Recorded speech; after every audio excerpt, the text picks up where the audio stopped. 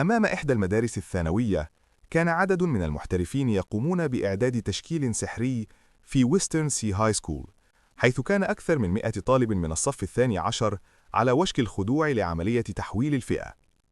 جلس الطلاب باستقامة وهم يستمعون بانتباه إلى خطاب المدير ليو يون. كان رجلاً قليل الكلام، وكان يأمل أن يصل كل واحد منهم إلى المكانة التي بلغها زميلهم السابق سو تشيونغ شينغ، وأن يصبحوا دعائم للبشرية. كان سو تشيونغ شينغ قد درس سابقاً في هذه المدرسة ونجح في التحول إلى الساحر المقدس الإلهي، وهو الآن شخصية بارزة وصل إلى المستوى 80. وكان المدير ليو كثيراً ما يستخدم إنجازاته لإلهام الطلاب وتوجيههم. وبينما كان لين ينظر إلى دائرة التحويل التي كانت تقترب من الاكتمال، لمع في عينيه مزيج من الجدية والترقب، إذ أنه بعد أن عاش في هذا العالم لعدة سنوات، فقد كان يعلم جيداً طبيعة هذا العالم. إنه عالم متداخل مع عناصر الألعاب، حيث يخضع الناس لعملية تحويل الفئة خلال سنتهم الأخيرة في المرحلة الثانوية. يقومون بتطهير الزنازين واستكشاف العوالم الخفية والانضمام إلى ساحات المعارك أو القضاء على الوحوش في البراري. جميع هذه الأنشطة تمنح نقاط خبرة، ومع اكتساب الخبرة يرتفع المستوى وتتقن المهارات وتزداد القوة. كانوا يقاتلون مختلف الكائنات الشيطانية ويكافحون لانتزاع مساحة لبقاء البشرية، وقد أراق عدد لا يحصى من أسلاف البشر دماءهم وضحوا بحياتهم حتى وصل العالم إلى نمط الحياة الحالي. لقد بلغت نسبة نجاح تحويل الفئات منذ زمن طويل 100%، لكن الفارق الوحيد يكمن في جودة المهنة التي يحصل عليها الشخص. أكثر المهن شعبية في هذا العالم كانت بلا شك المهن القتالية، تليها المهن الدعم، بينما جاءت المهن الحياتية في المرتبة الأخيرة. غير أن هذا مجرد تصنيف تقريبي، فهناك أيضا مهن أسطورية legendary وأخرى نادرة rare، وهي نادرة الظهور للغاية. وهنا في مدينة البحر الغربي لم تظهر أي مهنة من المستوى الأسطوري خلال العقد الماضي. وفجأة انطلق شعاع من الضوء نحو السماء، معلنا أن دائرة التحويل قد اكتمل تنشيطها. سار لين مع بقية المجموعة وهو يتساءل في داخله عن المهنة التي سيتحول إليها، فلا أحد يستطيع التنبؤ بدقة بالمهنة التي سيحصل عليها. وفجأة ربت أحدهم على كتف لين. كان جاو يانغ يقترب مبتسما وسأله عن المهنة التي يرغب في التحول إليها. نظر إليه لين وهز رأسه دون أن يجيب. تابع جاو يانغ مبتسما. هيا أخبرني، لا بأس أن تشارك، دعني أخبرك أنا أولا. أريد حقا أن أصبح فارسا. تخيل فقط بطولي وقامتي القوية، لو أصبحت فارسا سأبدو مهيبا بالتأكيد، بالإضافة إلى أنني سأتمكن من حماية الفتيات. لم يكن لين يحب الكلام كثيرا، وعلى الرغم من تفوقه الأكاديمي الملحوظ، فإنه كان مستواه 52، وهو مستوى مثير للإعجاب. وكان سادة التشكيلات يعتبرون من مهن الدعم النادرة، ولم يكونوا يرون كثيرا، فضلا عن أنهم يمتلكون قوة هائلة. بعد ذلك أخرج المدير ليو يون قائمة، وبدأ في قراءة أسماء الطلاب. كان أول اسم ينادى هو شودة. استجاب وتقدم إلى الدائرة بشيء من التوتر. دوت الدائرة بالحياة مصحوبة بضوء ساطع مبهر. انتهت عملية تحويل شودة. مهنة حياتية، مزارع. شحبت ملامح وجه شودة قليلا، إذ لم يكن يتوقع أن يصبح مزارعا، ومع ذلك فهي مهنة لا بأس بها، فالجميع يحتاج إلى الطعام. وما إن نزل من الدائرة حتى بادر أصدقاؤه المقربون إلى مواساته. نودي على الطالب الثاني، فتقدم مسرعا إلى الدائرة، ومرة أخرى غمر الضوء المكان. النتيجة مهنة حياتية، طاهي. كان الطالب راضيا عن مهنته، لأن والده أيضا كان طاهيا، ويمكن اعتبار ذلك امتدادا لخطى والده. أما الثالث الرابع ثم الخامس، ويمكن اعتبار تقدم ذلك الطلاب امتدادا لخطى واحدا والده. تلو الآخر أما لإجراء الثالث تحويل الفئات، وكان معظمهم ينتهي بالحصول على مهن حياتية. تنهد المعلم زانغ تشانغ والمدير ليو يون بأسف، إذ لم تظهر حتى الآن أي مهنة نادرة. وقف المعلم تشانغ بجانب المدير ليو، وباعتباره مهندس دائرة التحويل كان مدركا تماما لوضع عمليات التحويل. نادى ليو اسما آخر، استجابت شارلوت على الفور وتقدمت. ألقت شارلوت نظرة على لين ولمعت في عينيها شرارة تحد واضحة. كانت هي ولين يعرفان بأنهما عبقريا المدرسة، غير أنه من حيث الأداء الأكاديمي كان لين دائما يتفوق عليها بينما ظلت هي في المركز الثاني. كانت شارلوت تحمل في أعماقها ضغينة خفية ولم تكن مستعدة لقبول الهزيمة. كان المعلم تشانغ مغمض العينين، لكنه فتحهما فجأة ونظر إلى شارلوت.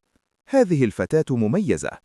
لقد شعر بأن قوتها الروحية تزيد عن ضعف قوة الشخص العادي، أقوى من الشخص العادي بأكثر من الضعف، مما يدل على امتلاكها موهبة تؤهلها لتصبح ساحرة. فعلت دائرة التحويل، وغمر ضوء ساطع المكان، وفي خضم ذلك الضوء ارتفعت فجأة كرتا نار هائلتان، وانفجرتا كالألعاب النارية في السماء. ارتجف المدير ليو يون من شدة الحماس. شذوذ، مهنة نادرة. إن ظهور الشذوذ كان يدل على ولادة مهنة نادرة. النتيجة: مهنة نادرة، ساحرة العناصر، Elemental Mage. كانت حماسة ليو في تلك اللحظة طاغية، فقبل لحظات قليلة كان يتحدث عن المهن النادرة كأمنية بعيدة المدى. ابتهج كل من المدير ليو والمعلم زانغ تشانغ، وعندما عادت شارلوت التف حولها عدد من زملائها يمطرونها بالأسئلة. فهذه مهنة قتالية رئيسية، وفوق ذلك فهي مهنة نادرة. سمع لين اسمه ينادى، فرفع قدمه وتوجه نحو دائرة التحويل. كانت شارلوت تراقبه وعينها تمتلئان بروح التحدي.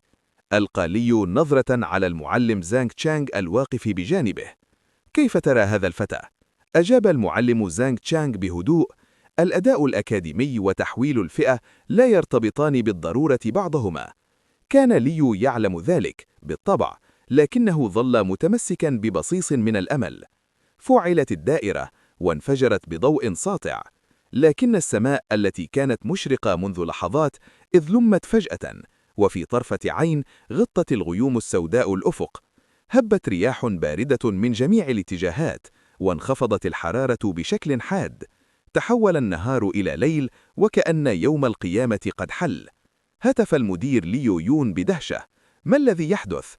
ثبت المعلم زانغ تشانغ نظره إلى دائرة التحويل وقال بهدوء: شذوذ، شذوذ في تحويل الفئة. كاد المدير يصرخ من شدة المفاجأة، فمثل هذا الشذوذ الهائل لم يسمع به من قبل. ومع هذا الحدث الضخم شعر بالاضطراب، إذ إن ظهور شذوذ بهذه العظمة دون أن ينتج عنه مهنة نادرة سيكون أمرا غير مقبول. قبضت شارلوت قبضتها بقوة. كان هذا الشذوذ أعظم مما ظهر قبل قليل. شعرت بعدم رغبتها في الاعتراف بالهزيمة، لكن بمجرد النظر إلى حجم الشذوذ نفسه لم تستطع إلا أن تعترف بأهميته. فجأة صرخ أحد الطلاب: انظروا، هناك حركة داخل الغيوم السوداء. رفع الجميع رؤوسهم نحو السماء. داخل الغيوم الكثيفة كانت ومضات البرق تتلألأ، لكن بخلاف البرق بدا أن هناك شيئا آخر يتحرك. وعلاوة على ذلك انبعث صوت احتكاك متصدع من داخل الغيوم، مما سبب شعورا مزعجا في آذانهم. وأخيرا لمح أحد الطلاب ذوي النظر الحاد ما يوجد داخل الغيوم، فارتعب إلى حد أنه سقط أرضا. كانت الغيوم الداكنة ملية بعدد لا يحصى من الهياكل العظمية. ومع انقطاع كلماته من شدة الصدمة انكشف المشهد داخل الغيوم. آلاف مؤلفة من الهياكل العظمية كانت مصطفة بكثافة، ونيران متلألبة تشتعل داخل جماجمها. كانت تلك نيران الأرواح، وكانت جميعها تنحني قليلا تؤدي التحية لمولاها. وفجأة انطلقت إحدى نيران الأرواح وهبطت من السماء لتستقر على لين. وفجأة اختفت جميع مظاهر الشذوذ في لحظة واحدة، وعاد كل شيء إلى طبيعته. النتيجة: فئة مخفية فريدة، مستحضر الأرواح، نيكرومانسر. لم تكن مجرد فئة نادرة، بل فئة مخفية، وفوق ذلك فئة مخفية فريدة من نوعها. وهذا يعني أنه لا يوجد سوى شخص واحد في العالم بأكمله يمتلك هذه الفئة، وما لم يمت لين فلن يظهر شخص آخر يحمل الفئة نفسها. بين الطلاب كان هناك من هن له، ومن شعر بالحيرة، ومن امتلأ بالحسد، ومن نظر إليه بازدراء، ومن شعر بالخوف. وعلى الرغم من شعوره بالحماس لفئته المخفية الفريدة، لم يظهر لين أي تعبير على وجهه، فهو يؤمن أن المشاعر يجب أن تبقى مخفية. انتظر قليلاً، ناداه المعلم زانغ تشانغ بينما كان يمر بجانبه. استدار لين وأدى التحية للمعلم زانغ تشانغ. كانت هذه هي المرة الأولى التي يواجه فيها المعلم زانغ تشانغ فئة كهذه. كان يرغب في أن يعرض لين مهاراته، وبعد أن تفقد لين خصائصه، وجد أنه إلى جانب الخصائص الأساسية والمستوى يمتلك مهارتين. المهارة الأولى استدعاء محارب عظمي Summon Skeleton Warrior، ولها 7 درجات تبدأ من الحديد الأسود Black Iron، ثم البرونز، ثم الفضة، ثم الذهب، ثم الألماس، ثم الأسطوري Legendary، ثم الإلهي. في الوقت الحالي لم يكن يمكنه إلا استدعاء هيكل عظمي من درجة الحديد الأسود. المهارة الثانية لهب الأرواح Soul Flame، وهي تمكنه من إحراق أرواح أهدافه، وتعتمد قوة التأثير على قوته الروحية ومستواه. وبما أن عرض مهارة لهب الأرواح لم يكن مناسبا في هذا الموقف، قرر لين استدعاء محارب عظمي بدلا من ذلك. فعند تفعيل المهارة ظهر دوام أسود بجانبه، ثم خرج منه محارب عظمي تشتعل في عينيه نيران الأرواح. انخفضت طاقته الروحية فورا من 20 نقطة إلى 10 نقاط، أي أنه استهلك نصفها. كان محارب الحديد الأسود يمتلك عظاما رمادية مليئة بالتشققات في جميع أنحاء جسده، تغطي جسده بالكامل، وحتى السيف الذي كان يحمله بدا مهترئا وممزقا، كأنه منتشل من كومة خردة. كانت خصائص محارب العظمي 15 في جميع الجوانب، لكنه لم يمتلك أي مهارات إضافية. ومع توازن السمات الأربعة الرئيسية بشكل متساو، لم يكن لديه نقاط قوة أو ضعف واضحة. في الوقت الحالي لم يكن يفتقر إلى أي مهارات، ولا يمكنه إلا تنفيذ هجمات أساسية.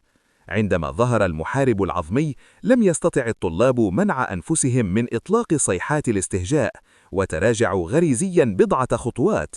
فالناس دائما ما يشعرون بشيء من الخوف تجاه الأشياء المرعبة.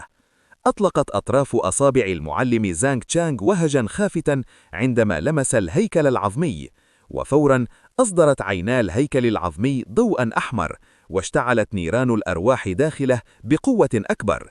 لاحظ لين أن السيستم اكتشف تعرض المحارب العظمي لهجوم، وسأله إن كان يرغب في الرد بالهجوم، وإن لم يتخذ قرارا خلال 10 ثوان فسيقوم بالرد تلقائيا.